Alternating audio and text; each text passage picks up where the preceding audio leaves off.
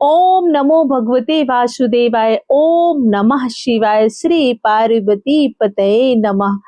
हर हर महादेव। नमस्कार भक्तगण, माँ पार्वती की कृपा आप सभी पर बनी रहे।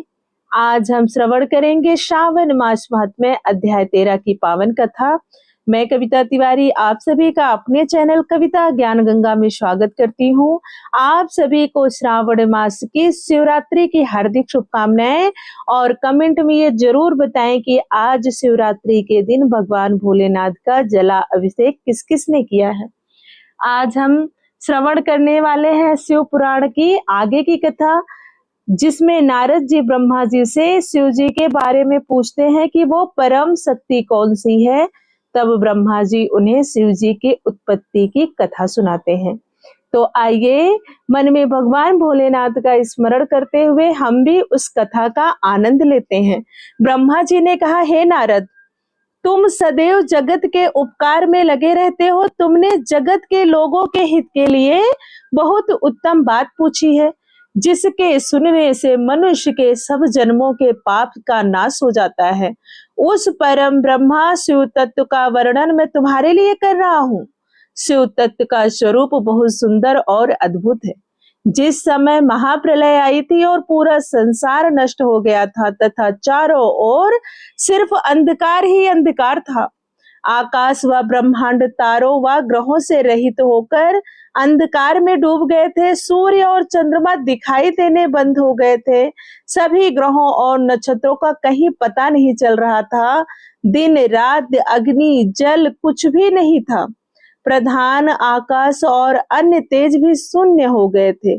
शब्द स्पर्श गंध रूप रस का अभाव हो गया था। सत्य असत्य सब कुछ खत्म हो गया था। तब सिर्फ सत्य ही बचा था। उस तत्व को मुनिजन एवं योगी अपने हृदय के भीतर ही देखते हैं। वाणी नाम रूप रंग आदि की वहां तक पहुंच नहीं है। उस पर ब्रह्मा के विषय में ज्ञान और अज्ञान से किए गए संबोधन के द्वारा कुछ समय बाद अर्थात सृष्टि का समय आने पर एक से अनेक होने के संकल्प का उदय हुआ। तब उन्होंने अपनी लीला से मूर्ति की रचना की। वह मूर्ति संपूर्ण ऐश्वर्य तथा गुणों से युक्त संपन्न सर्व ज्ञानमयी एवं सब कुछ प्रदान करने वाली है। यही सदाशिव की मूर्ति है। सभी पंडित विद्वान इसी प्राचीन मूर्ति को ईश्वर कहते हैं। उसने अपने शरीर से स्वच्छ शरीर एवं स्वरूप भूता शक्ति की रचना की। वही परम शक्ति प्रकृति गुणमयी और बुद्धित्व की जननी कहलाई। उसे शक्ति अंबिका प्रकृति संपूर्ण लोकों की जननी त्रिदेवों की माता नित्या और मूल कारण भी कहते हैं। की 8 भुजाएं हैं एवं मुख की शोभा विचित्र है। उनके मुख के सामने चंद्रमा की क्रांति भी क्षीण हो जाती है। विभिन्न प्रकार के आभूषण एवं गतियां देवी की शोभा बढ़ाते हैं। वे अनेक प्रकार के अस्त्र शस्त्र धारण किए हुए हैं। सदाशिव को ही सब मनुष्य परम पुरुष ईश्वर शिव शंभु और महेश्वर कहकर पुकारते हैं। उनके मस्तक पर गंगा, भाल में चंद्रमा और मुख में 3 नेत्र शोभा पाते हैं। उनके 5 मुख तथा 10 भुजाओं के स्वामी एवं त्रिशूलधारी हैं।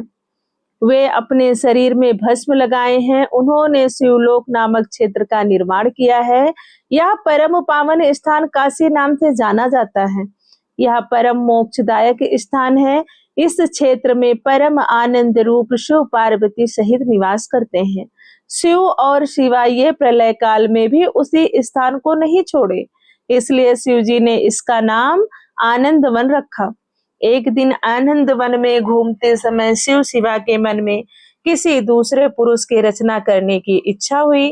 तब उन्होंने सोचा कि इसका भार किसी दूसरे व्यक्ति को सौंपकर हम यही काशी में विराजमान हो रहेंगे। यह सोचकर उन्होंने अपने वाम भाग के 10वें अंग पर अमृत मल दिया, जिससे एक सुंदर पुरुष वहां प्रकट हुआ, जो शांत और सत्व गुणों से युक्त एवं गंभीरता का अथाह सागर था।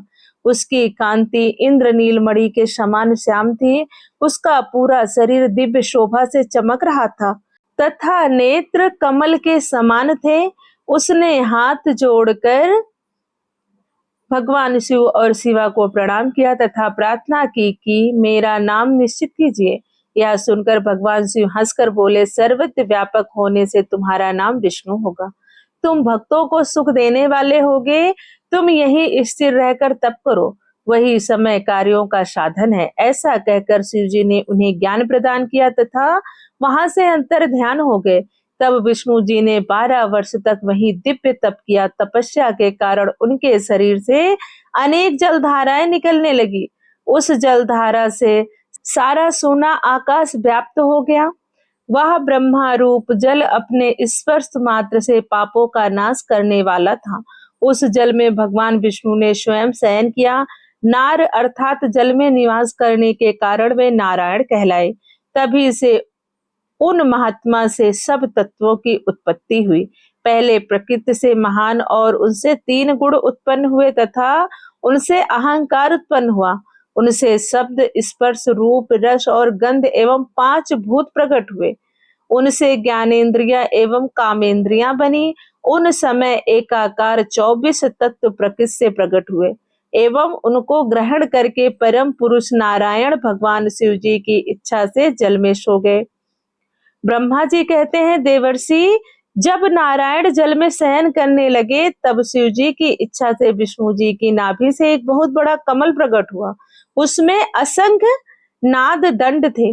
वह पीले रंग का था और उसकी ऊंचाई भी कई योजन थी। कमल सुंदर, अद्भुत और संपूर्ण तत्वों से युक्त था। वह रमणीय और पुण्य दर्शनों के योग्य था। तत्पश्चात भगवान शिव ने मुझे अपने दाहिने अंग से उत्पन्न किया। उन महेश्वर ने अपनी माया से मोहित कर नारायण देव के नाभि कमल में मुझे डाल दिया और लीला पूर्वक मुझे प्रकट किया। इस प्रकार उस कमल से पुत्र के रूप में मुझे जन्म मिला। मेरे 4 मुख, लाल मस्तक पर त्रिपुंड धारण किए हुए थे। भगवान शिव की माया से मोहित होने के कारण मेरी ज्ञान शक्ति बहुत दुर्बल हो गई थी और मुझे कमल के अतिरिक्त और कुछ भी दिखाई नहीं दे रहा था। मैं कौन हूँ, कहाँ से आया हूँ, मेरा कार्य क्या है, मैं किसका पुत्र हूँ, किसने मेरा निर्माण किया है, कुछ इसी प्रकार के प्रश्नों ने मुझे परेशानी में डाल दिया था। कुछ क्षण बाद मुझे बुद्धि प्राप्त हुई और मुझे लगा कि इसका पता लगाना बहुत सरल है। इस कमल का उद्गम स्थान इस जल के नीचे की ओर है और इसके नीचे मैं उस पुरुष को पा सकूंगा जिसने मुझे प्रकट किया है। यह सोचकर एक नाल को पकड़कर मैं 100 वर्षों तक नीचे की ओर उतरता रहा, परंतु फिर भी मैंने कमल की जड़ को नहीं पाया।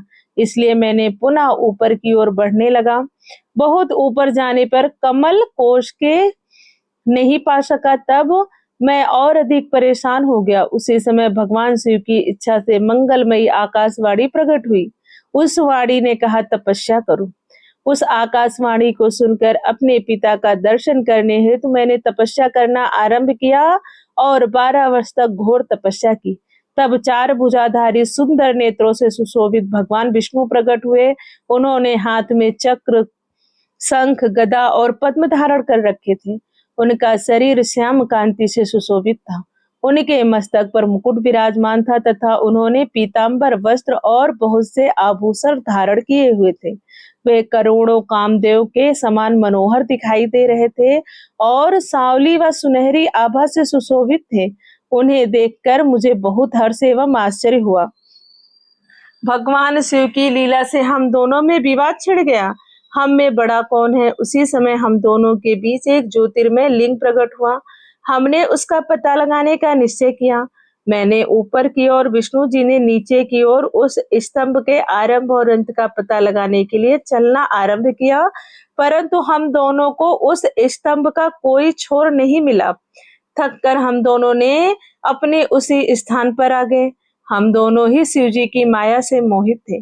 श्री हरि ने सभी ओर से परमेश्वर शिव को प्रणाम किया। ध्यान करने पर हमें कुछ ज्ञात न हो सका। तब मैंने श्री हरि से अपने मन का शुद्ध करने हेतु अग्नि स्तंभ को प्रणाम किया। हम दोनों कहने लगे, महाप्रभु, हम आपके स्वरूप को नहीं जानते। आप जो भी है, हम आपको नमस्कार करते हैं। आप शीघ्र ही हमें अपने असली रूप में दर्शन दें। इस प्रकार हम दोनों अपने अहंकार को भूलकर भगवान शिव को नमस्कार करने लगे। ऐसा करते हुए हमें 100 वर्ष बीत गए। अपनी कथा को अब यहीं विराम देते हैं। आगे की कथा का श्रवण हम अगले अध्याय में करेंगे। अगर आपने कथा का श्रवण किया है तो कमेंट में ओम नमः शिवाय लिखना ना भूलें। वीडियो को लाइक करें, शेयर करें, चैनल को सब्सक्राइब करें।